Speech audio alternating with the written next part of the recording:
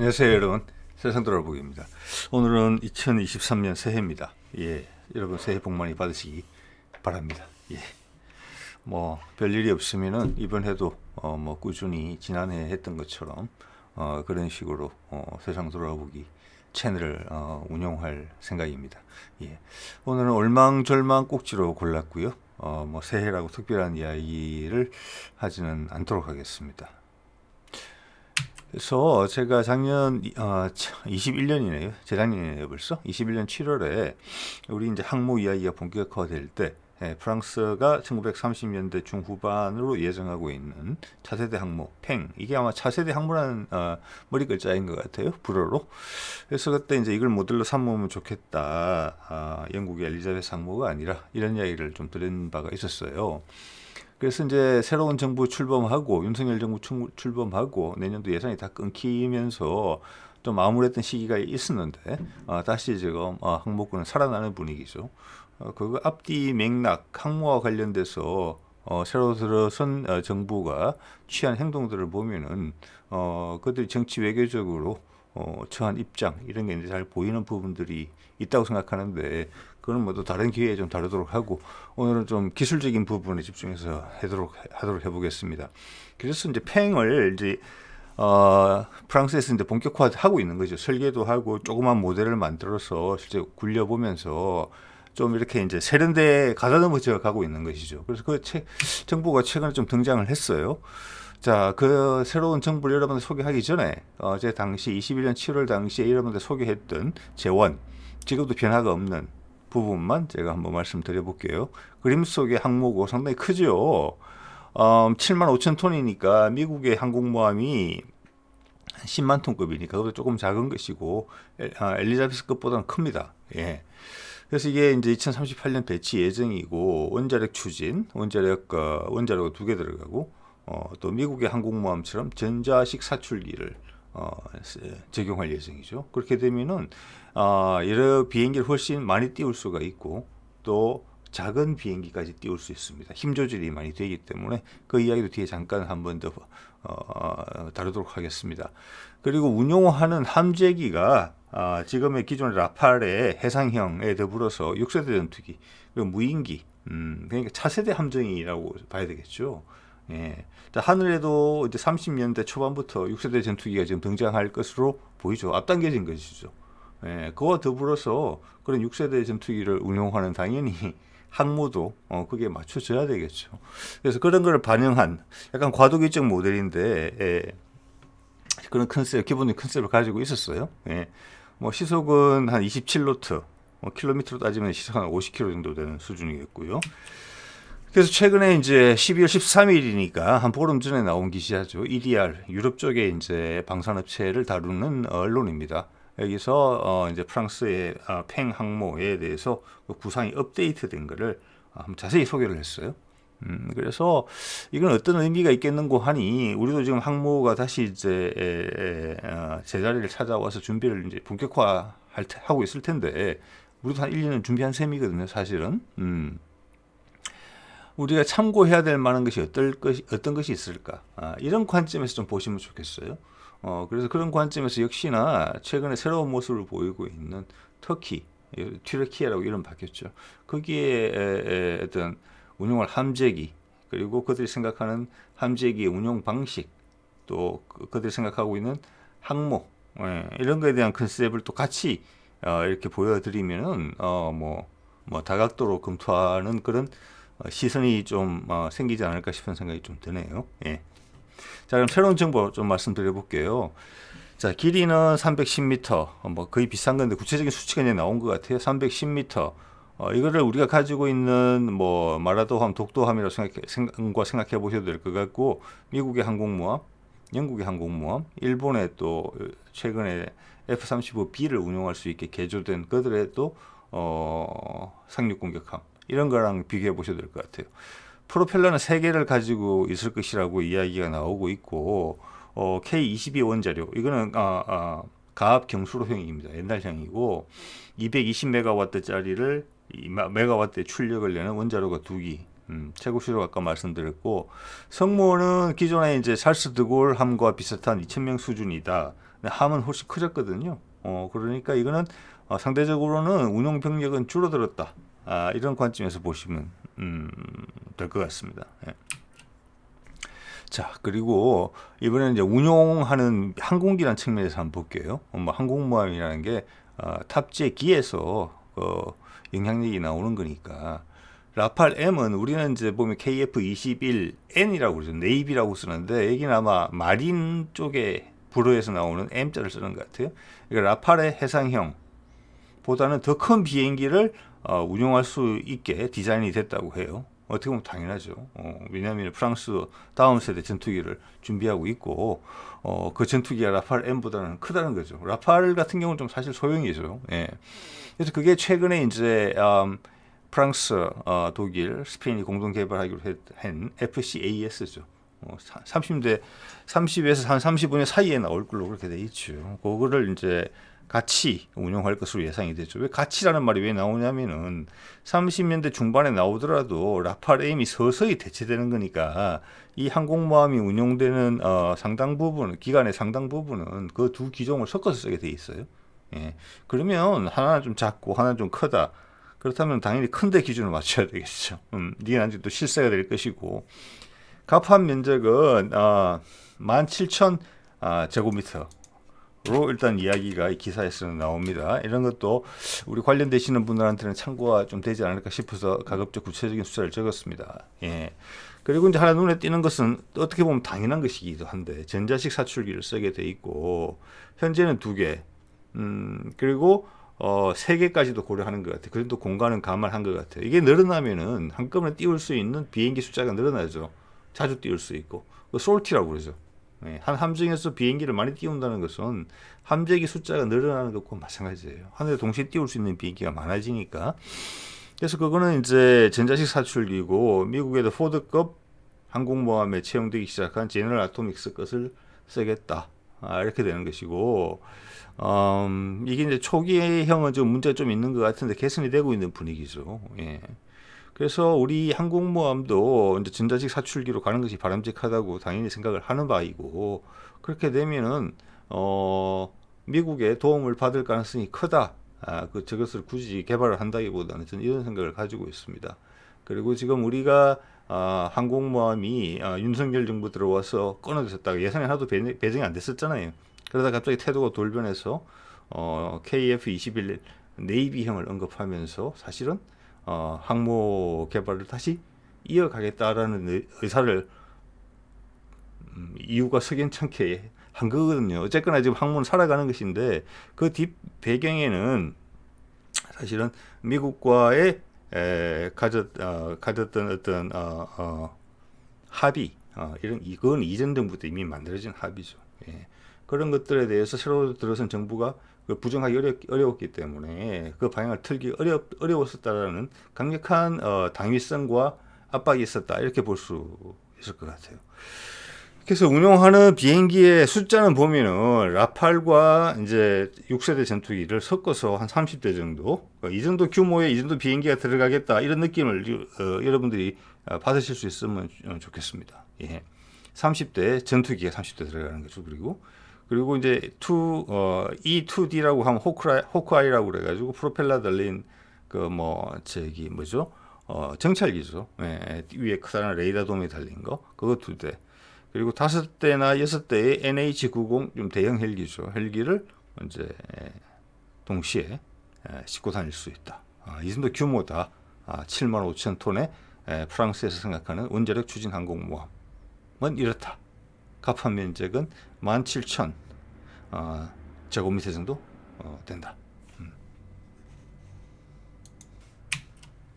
자, 그리고 이제 그 외에 초기에 제시됐던 그림과 달라진 부분들에 대한 설명이 있었어요, 구체적으로.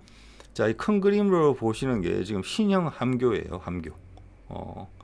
그리고 오른쪽 위에 자그맣게 표시된 게 옛날 처음으로 이제 컴퓨터 그래픽이 나왔을 때 제시됐던 함교예요. 구 함교를 보면 상당히 미래지향적으로 되어 있었어요. 신형 함교로 오면서는 좀 더 지금 요즘 추세 보수적인 디자인으로 된 것 같아요. 이렇게 이제 레이돔이 앞에 보면 이제 A사 레이더겠죠. 3면이 돼 있고 아마 저 뒤쪽에는 지금 우리 눈에는 안 보이지만 한 면이 더 돼 있겠죠. 360도를 커버하기 위해서. 자, 그런 부분이 있고 또 뭐 제가 봤을 때는 이렇게 된 이유는 갑판 상황을 좀 더 잘 관찰할 수 있는 디자인 뭐 이런 것도 좀 반영이 되지 않았나 이런 생각도 살짝 해보게 됩니다. 예. 자, 그리고 이거는 뭐 저도 얼마 전에 소개해드렸던 FCAS라고 뭐 미래 전투기 사업이죠. 프랑스, 독일이 그리고 스페인이 여기 이제 2022년 11월 19일 한 달 반전, 한 달 보름 전에 정부 간에 합의를 했죠. 미국에서 3세대 전투기, 죄송합니다. 미국에서 6세대 전투기 본격화하겠다, 30년까지 배치하겠다라고 공언을 하고 바로 나온 이야기예요. 이러고 나서 며칠 있다가 또 일본이 영국하고 이태리하고 같이 6세대 전투기 개발하기로 했다. 이게 다 나왔죠. 그래서 밑에 빨간 글자로 적어 놓은 것처럼 6월달 이래에 세 종의 세 가지 종류의 기체가 6세대 기체가 결정이 됐어요. 이제는 게임이 본격화된 것이죠. 예.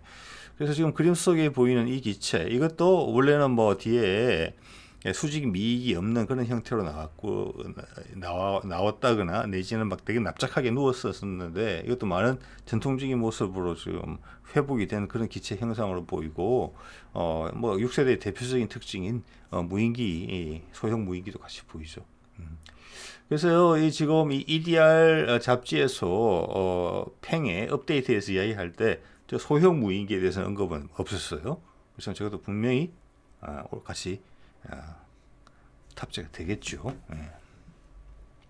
자, 이상 팽에 대한 업데이트 말씀을 좀 드려봤고, 그 다음 이제 그 사이에 상당히 또 눈여겨볼 만한 전개 상황이 발생을 한 게 지금 이제 튀르키예 이전에 이제 터키라고 불리던 그 튀르키예에서 무인기를 하늘에 띄웠어요. 지금 그림 속에 보시는 이거예요.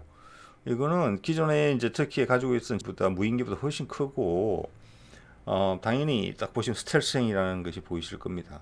예, 이게 첫 비행을 했어요. 12월 14일 날. 예정보다 빠르게. 원래 2023년으로 예정이 돼 있었거든요. 예. 근데 여기서 이제 놀라운 것은 터키가 이런 무인 제트기를 개발해서 하늘에 날린 것도 사실은 놀라운 일이에요. 놀라운 일인데 하나 더 놀라운 일은 뭐냐면은 이것을 운용을 당연히 육상에서도 하겠지만 그들이 지금 준비 중인 준비가 거의 끝난 경항공모함에서 운용하겠다고 얘기를 한 거예요. 이런 컨셉을 제시한 거는 제가 봐서는 터키가 처음인 것 같아요. 유인기 외에 유인기를 제외하고 아예 무인기만 운용하겠다라고 이야기한 셈이거든요. 실제 운용에서는 좀 달라지겠지만, 네. 그래서 이제 참고 삼아 말씀을 드리자면은 현재 터키는 간절히 원하기는 하겠지만은 이 제트 엔진을 아직 국산화는 못한 것 같아요. 그래서 현재는 우크라이나 엔진이 아마 실려 있는 것 같아요. 현재는 이제 애프터버너 없는 상황에서 시속 한 900km 정도 나오는 것으로. 그렇지만 뭐 비행기 형상을 보셔서 느끼시겠지만 단발 엔진이에요. 단발 엔진인데 향후는 업그레이드된 엔진으로 넘어갈 것 같아요. 애프터버너가 붙은. 그러면 이제 음속을 넘어가겠죠. 한 5시간 비행이 가능하다고 해요. 자, 그리고 당연히 내부 무장창이 있습니다. 예. 그래서 뭐 제 개인적인 느낌으로는 튀르키예가 어떻게 보면 약간 이스라엘 제2의 이스라엘 같은 형태로 가고 있다. 기름기가 쫙 빠진, 거품이 쫙 빠진 이기기 위한 무기. 업계가 파워 게임을 해서 무기 체계가 결정되는 그런 게 아니라 그냥 이 나라의 군사 전략가들이 모여서 우리가 할 수 있는 최소의 투입으로 최대의 효과를 얻을 수 있는 그런 무기 체계를 개발하자. 예. 우리도 일단 그런 분위기에 동참하고 있는 국가 중에 하나죠. 예. 그런 것을 제시하는 나라 중에 하나가 아닌가. 예. 그래서 기술적인 산업 전반적인 기술 수준은 우리보다는 살짝 부족한 것 같지만 빠른 속도로 올라오고 있고 그들의 무기 체계 개발 방향은 우리한테 참고가 되는 부분이 많은 것 같습니다. 이거는 제 경험으로 말씀드리는 거예요. 이 사안 때문에 말씀드리는 게 아니고 다른 여러 가지 주제를 다루면서 다룰 때 특히 무기 체계들이 눈이 가는 경우가 많이 있기 때문에 그런 말씀을 드리는 겁니다. 네. 자, 이 비행기 이름이 아킬레마 이게 붉은 사과인가 뭐 그런 뜻이라고 제가 언뜻 기억이 나는데 위에 아킨지 보이시죠? 위에 아킨지 무인기 저것도 상당히 대형인데 그것보다 훨씬 커요. 사람들하고 크기 비교하시라고 제가 넣은 거예요. 지금 이거 작은 비행기가 아니에요. 예. 그래서 터키가 가진 뭐 공대지 무기나 공대공 무장이 이게 당연히 공대공도 염두에 둔 기체예요. 예. 내부 무장창에 들어가는 크기예요. 이 정도면 정확한 재원은 나와 있지 않습니다. 예. 크기로 미루어 짐작하시길 바라요. 그래서 우리도 지금 무인기를 개발하고 있는데 어떻게 보면 우리는 아직 천여 비행은 못했으니까 터키보다는 살짝 늦는 편이거든요. 근데 많이 늦진 않아요. 우리도 조만간 모습을 드러내겠죠. 우리도 내부 무장창이고. 그래서 제가 늘 의견을 드리는 것처럼 터키의 경우처럼 우리의 모든 비행기에서 KF-21에서 발사하는 무기 체계가 이 무인기에 내부 무장창에도 쏙 들어가게 당연히 디자인하려고 할 것이다. KF-21은 물론이고. 예. 그래서 기본적으로는 KF-21의 무장창과 규격이 같을 것이다. 터키도 아마 그럴 거예요. 그것들이 국산 전투기를 아마 개발하게 되면은 거기도 그게 들어가겠죠. 예. 국산 전투기 개발하고 있겠죠, 터키도. 예. 자, 그런 상황이고 이걸 이제 항공모함 운용과 연계를 시켜보면은 이게 터키에서 지금 개발 막바지 개발 다 된 것으로 보여요. 물에 떠다니고 있으니까 이미 TCG 아나돌루라는 어떻게 보면은 경항모예요. 아나돌루는 아마 아나톨리아 반도 그 단에서 왔다고 지금 제가 어디서 본 것 같은데 27,000톤급이에요. 그래서 우리 마라도함이 19,000톤이니까 우리가보다 훨씬 커요, 사실은. 예, 길이도 232m, 폭이 32m거든요. 우리 이제 마라도함은 200m거든요. 그리고 스키 점프대를 갖추고 있어요. 예, 저기 보시면은. 그래서 아까 보셨다시피 그 터키가 개발한 아킬레마라는 저기 무인기도 스키 발사대까지 활용해서 점프하는 게 아닐까. 그렇지만은 기존 전투기보다는 소형이기 때문에 유인 전투기보다는 짧은 이착륙거리가 필요하다만 있으면 된다. 그거하고 이제 스키 점퍼대하고 이제 결합된 그런 형태라고 봐지거든요. 예. 그래서 그들은 무인기를 개발함으로 해서 그들의 경항모를 항공모함으로 만든 거예요. 일본 같은 경우는 개조를 해서 F-35B 거의 가장 비싼 전투기를 열 몇 대 정도 장치하면서 그걸로 만들었거든요. 항공모함으로. 예. 접근 방식이 다르죠. 비용이라는 면에서, 향후 타격력이라는 면에서, 또 F-35라는 비행기 자체가 두고 봐야 되는 부분이 상당히 많은 비행기라는 측면에서, 일단 비용에서 봐서는 뭐 터키가 무조건 완성인 것 같아요. 그렇다면 우리도 독도함과 마라도함을 가지고 있고 지금 중형 항모를 또 생각하고 있잖아요. KF-21 해상형이면은 당연히 중형 항모죠. 그래서 팽을 이야기하는 거잖아요. 이런 데서 띄울 수가 없죠. 자, 터키의 경우를 이제 참고할 때, 우리도 뭐 이미 저기 육군용, 지상군용의 무인기는 대표적인 게 작년에 이미 2가지 기종이 개발됐잖아요. 공군에서 쓰게 되는 고고도 전략 무인기, 대한항공 거, 그 다음 육군 군단급에서 쓰는 무인기까지 개발됐단 말이에요. 그리고 이제 스텔스 무인기, 무미익 항공기도 지금 개발 중이잖아요. 예, 대한항공에서는 또 지금 튀르키예의 키질레마랑 유사한 것들을 또 제한하고도 있는 상황이에요. 그렇기 때문에 우리가 KF-21 네이비형을 위한 중형 항모를 개발하는 방향을 선택했다고 해서 독도함과 마라도함을 그냥 헬리콥터 용어를 정도로만 쓰겠다. 그렇게 생각할 필요는 없을 것 같아요. 여기서 타격력을 가장 올리는 방법은 여기 무인기를 장착하게 되면 타격력이 훨씬 올라갈 것으로 볼 수 있어요. 특히 선택에서처럼. 그래서 우리도 이걸 보고 뭐 특히 선택을 이렇게 했으니 특히가 이런 선택을 했으니 우리도 참고하면 좋겠다 이런 저는 취지로 드리는 말씀은 아니에요. 왜냐하면은 이거는 국가의 최고의 전략가들과 브레인들이 모여서 결정을 하는 거거든요. 그렇기 때문에 또 주변 일본 같은 데서도 유사한 급의 함정을 이제 수직 이착륙이 가능한 전투기를 장착한 식으로 개조를 했기 때문에 우리가 거기에 대해서 가만히 있을 리가 없다는 생각이 제 생각입니다. 예, 그래서 우리도 이미 터키가 한 생각을 이미 하고 있다라고 볼 수도 있을 것 같아요. 그래서 독도함과 마라도함도 이미 어떤 방향성이 정해져 있다. 우리 무인기 체계의 발전과 개발과 맞물려서 그렇게 보는 게 더 타당하다고 보고요. 그거 플러스 중형 항모다. 이렇게 생각하는 것이 아마 우리의 뭐랄까 생각이 아닐까. 이런 생각을 해보게 돼요. 거기다가 우리는 이제 ADD에서 개발하고 있는 덕티드 팬이 들어있는 이축 반전 노트를 가지고 있는 수직이 이착륙기를 개발하고 있는 부분이 있어요. 길이가 10m 이상 넘는 거. 그것도 공격 능력을 충분히 갖추고 있고 속도도 상당히 빠를 것 같거든요.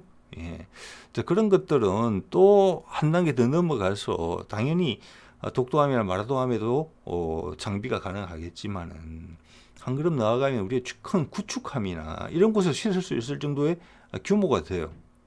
중급 규모의 구축함에도 큰 개수 없이 원하는 대로 높이도 낮기 때문에 차곡차곡 재울 수도 있어요. 그런 것까지 가능한 것까지 생각하고 있다고 저는 그렇게 보고 있습니다. 그래서 이제 터키가 이런 이제 시도를 하는 것을 보면은 이것이 전체적인 전략 면에서 가능한 이야기겠구나. 여러 가지 방위산업 업체 간의 어떤 그런 문제, 그리고 국가 간의 영향력이라는 부분 때문에, 그리고 생각의 어떤 진부화 이런 것 때문에 시도를 못 하고 있었던 부분이었겠구나. 누군가는 껍질을 깨고 튀어나올 수 있는 그런 여지가 충분히 있겠구나, 이런 걸 느끼게 되고, 우리도 거기에서 절대 미치지 않았겠다, 이런 생각을 터키 사례를 보면서 하게 돼요. 그래서 제가 아까 이제 프랑스의 펜 같은 경우는 지금 대형 항공모함 쪽에서는 과도기적으로 6세대 전투기를 포함하는 무인기 체계로 넘어가는 그 중간에 있다는 말씀을 드린 바가 있어요. 과도기적이라는 단어를 제가 사용했었죠. 그러면서 터키는 좀 한 발 더 앞서가는 것 같아요. 과도기가 넘어가면 이렇게 될 것 같다. 자, 무인기만을 활용하면 소형 함정으로도 충분하다. 우리 그 소형 함정을 가지고 있고, 게다가 우리는 유인 함정까지 가지려고 한다는 거잖아요. 덩치가 큰. 자, 그래서 우리 해군이 생각하는 그런 부분이 어디를 지향하고 있을까라는 것을 상상 한번 해볼 수 있게 해줘요. 자, 그리고 전자기 사출의 장점, 이런 걸 이제 슬라이드 옛날 영상에서 가져온 건데, 이걸 한 번 더 언급드리고 싶어요. 뭐 다 아시는 부분이에요. 이게 일단 크기도 작아져요. 크기도 작아지고 전기가 많이 드는데, 전기가를 많이 쓰려면은 일단 원자력 추진이라는 부분이 필요한 부분이 있어요. 여기 보시면 소티도 4분의 1 증가하고 인력을 4분의 1 감소한다는 거예요. 그리고 사출 최대 중량이 또 증가해요. 그죠? 대신에 하지만 그와 동시에 이 힘 조절이 가능한 거예요. 무인기까지 사출시킬 수 있어요. 예전에는 그게 어려웠다는 거예요. 전기식으로 할 때는. 자, 그렇게 봤을 때 이것은 우리가 중형 항모를 갈 때 반드시 이쪽으로 가야 되는 부분이다. 전자기 사출식은. 그리고 전자기 사출식을 선택했다는 것은 그 전자식 사출기의 역량을 최대한 뽑아내기 위해서는 전기를 엄청나게 생산해야 된다. 물론 기존 디젤 방식 갖고 극대화시킬 수도 있겠지만 더 손쉬운 방식은 차세대 원자로 방식을 적용하는 것이다. 거기는 우리가 충분히 관심을 가지고 기술 투자를 해온 부분이다. 이런 말씀까지 드릴 수 있는 거예요. 그리고 이렇게 지금 많은 부분에서 우리가 군이 먼저 채용함으로 해서 산업을 선도한다는 부분이 있어요. 그래서 차세대 원자로 같은 부분도 안전성이 훨씬 향상된 것이죠. 그죠? 그리고 민수용, 거래가 가능한 저농축 우라늄 갖고 운용이 가능한 부분이에요. 그런 걸 군에서 시범적으로 적용할 수 있다. 그런 게 지난 우리가 수년간 보여줬던 우리 군에서 연구개발 과정에 있어서의 분위기에 있어서의 어떤 폐기의 모습이었거든요. 그리고 핵심적인 뭐랄까 창끝이었고 그런 것들이 재현될 수도 있다. 그런 생각도 저는 부인하기는 어렵다, 이렇게 봅니다. 네. 자, 그리고 한 번 더 이제 업데이트를 위해서, 이 사안은 상당히 재미있는 사안이기 때문에 짤막하게 과거에 했던 일을 한 번 더 뭐랄까 환기시켜 드리겠습니다. 자, 이게 뭐냐, 작년 2022년 9월 19일 날 나온 기사죠. 김성현 합참의장이 KF-21 함재 기경을 개발하겠다, 이 이야기를 했어요. 근데 이거 한 달인가? 한두 달도 안 됐을 거예요. 내년도 예산에서 항공모함 예산 배제했다. 그 기사 나오고 한두 달 만에 번복된 거예요, 이게. 경항모에서 중형항모로 전환 가능성. 자, 그러면 항공모함 예산을 왜 잘랐습니까? 그게 4조 원 정도 드는 거였거든요. 그것은 F-35를 추가로 도입하려다 보니까 4조 원이 그게 딱 4조 원이에요. 그 비용이. 예산을 국방 예산에서 짜내야 되는데 그래서 처음에 아마 타격을 받을 것으로 우려됐던 게 FA-50의 개량 그리고 KF-21에 들어가는 비용을 줄이는 이런 방안들이 강구됐을 것으로 예상이 돼요. 손댈 수 있는 건 그거밖에 없어요. 그러니까 내부에서 강력한 반발이 있었을 거라고 봅니다. 업계에서도 그렇고. 그래서 결국은 선택한 것이 경항공모함을 주위에서 싫어하니까 특히 일본 없애버린 다음에 그 돈으로 하겠다라고 해서 그렇게 된 거예요. 그런 보도도 나왔고 실제로. 그런데 한두 달 만에 입장이 이렇게 바뀐 거거든요. 예. 그러면서 제가 이제 다룬 것처럼 그 DX 코리아에서는 바로 뭐 KF-21 항모형이 등장을 했잖아요. 이렇게. 그래서 이거를 돌이켜 생각해 여러분한테 환기를 시켜보면은 이런 게 있어요. 2021년 2월 22일에 제 133회 방위사업 추진위원회죠. 이게 전 정부에서 한 거죠. 경항공모함 사업 추진 기본 전략안을 심의 의결했죠. 사업기간 22년에서 33년. 프랑스보다 빠릅니다. 프랑스는 38년에 취역이거든요. 총 사업비 2조 3천억. 죄송합니다. 2조 300억. 국내 연구 개발로 추진. 자, 그래서 윤석열 정부 들어와서 이게 급격히 입장이 바뀌는 이런 좀 난백상을 보이는 이유는 이 경항공모함 추진한다는 데 있어서의 미국과의 합의가 있다. 예. 이런 생각을 하게 돼요. 왜냐, 이제, 미국은 예전 같은 파워는 아니죠. 그리고 우리 동북아 해역에 접근하기가 어려워졌어요. 많은 경우에. 유사시에. 맞죠. 예. 근데 일본이나 우리는 여기 있어야 돼요. 그래서 그들의 군사력 강화를 어느 정도, 합의하에 인정해주는 분위기로 돌아섰다고 봐요. 물론 미국도 리스크를 지는 거죠. 그들 국가들이 군사력이 강하게 되면 옛날만큼 미국 말을 잘 동조 안 해줄 가능성도 있지만 지금 그게 미국이 선택할 수 있는 최선의 방식이라는 거예요. 그래서 그 지역에 있는 미국의 동맹국들이 군사력을 정진하게 허락하는 것. 그래서 미사일 사거리 해제, 고체 로켓 해제, 많은 해제들이 이루어졌죠. 우리는 그게 열심히 잘 부응을 해줬죠. 큰 합의가 있었던 거예요. 저는 그렇게 이해가 되고 그것을 윤석열 정부 들어와서 여러 갈지자 걸음을 하다가 다시 이게 딱 부딪히니까 정신이 번쩍 들어서 원래대로 돌아간 거죠. 그러면서 한두 달 만에 큰 입장이 번복되는 그런 요란스러운 모습을 좀 부끄럽지만 연출하고 말은 거죠. 예. 어쨌거나 가는 거다. 예. 그래서 그 준비는 차근차근 됐다고 봐요. 2021년 10월 19일에는 차근차근 진행이 돼서 한국항공우주산업과 현대중공업이 경항모 사업을 위한 기본 설계사업 협력을 위한 MOU를 체결했죠. 예. 여기에서 현대중공업은 이해가 되지만 한국항공우주산업이 관여됐다는 것 자체가 KF-21의 개발에 있어서 KF-21의 한 변종이 함재기용으로 개발된다는 전제가 깔리지 않고서는 이야기하기가 좀 어려운 거예요. 그게 아니면은 한국항공우주산업이 현대중공업에 도움 줄 게 별로 없어요. 함재기를 개발할 게 아닌 다음에는. 상식적으로 생각할 수 있는 부분이라고 생각합니다. 자, 이런 것들이 쭉 있어 왔고 이거랑 지금 맞물려 있는 것이죠. 그래서 여러 차례 막 좀 뒤집기가 이루어졌지만 원래 자리로 좀 돌아온 그런 이제 상황이고 프랑스는 저런 모습을 보였고 터키가 새로운 또 방향성을 제시한 그런 부분이 좀 있다는 거죠, 지금. 그러면 참 궁금해지는 게 내년 이제 금년 봄이 되면은 마덱스를 부산에서 할 텐데 이 2년마다 한 번씩 하잖아요. 그때 21년도 제가 갔었어요.